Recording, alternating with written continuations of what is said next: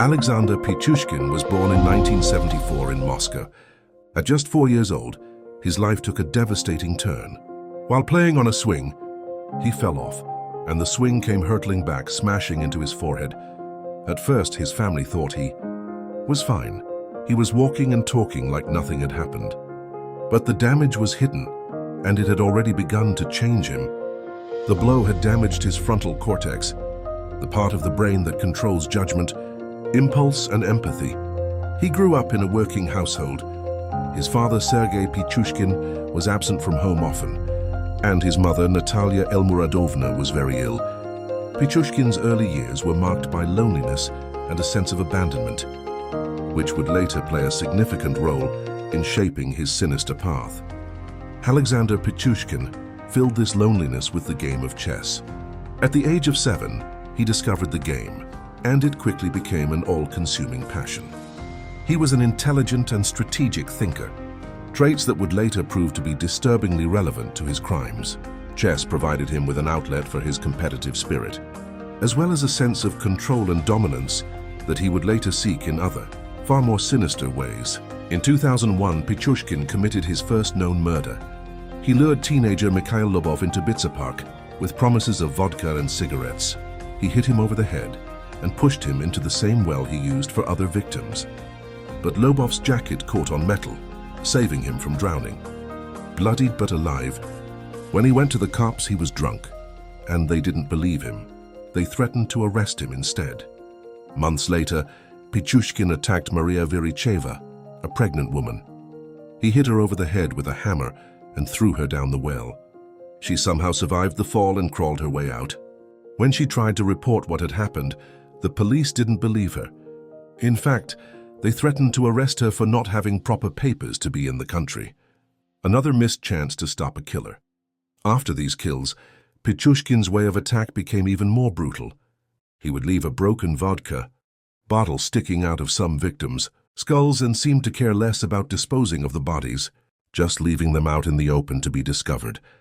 Authorities finally caught up with Pichushkin in June 2006, after he killed a woman he worked with at a supermarket. She had left a note for her son to tell him that she was taking a walk with Pichushkin. While he was aware of the risks involved in killing his co-worker, he still murdered her. After his arrest, the police discovered a chessboard with dates on 62 of its 64 squares.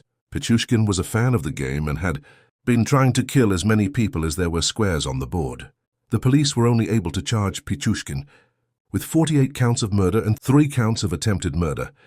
He was nicknamed the Chessboard Killer by the Russian media because he told detectives in a confession that he had hoped to put a coin on every square of a 64-square chessboard for each of his victims. Pichushkin was convicted in October 2007. Pichushkin was sentenced to life in prison.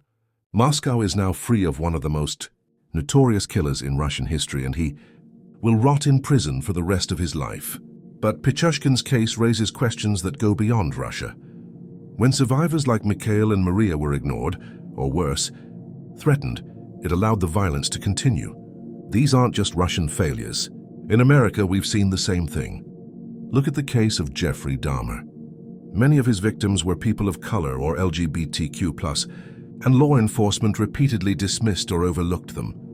Whether in Moscow or Milwaukee, when police ignore people because of their poverty, race, or background, entire communities are put at risk. This story reminds us of something important. Justice begins with listening, especially to those the world is used to ignoring. And the consequences of not listening. They're deadly. Survivors speak up not just for themselves, but for those who can't. When their voices are silenced, killers like Pichushkin and Dahmer have more time, more victims, and more power. This isn't just about catching a criminal. It's about changing the system that lets them slip through. Because when we fail to believe survivors, we're not just doubting a person, we're opening the door for the next tragedy. Believing someone shouldn't depend on how much money they have, what neighborhood they live in, or what language they speak. It should be about taking every report seriously, no matter who it's from. Pichushkin could have been stopped sooner. So could others, but only if someone had listened and acted.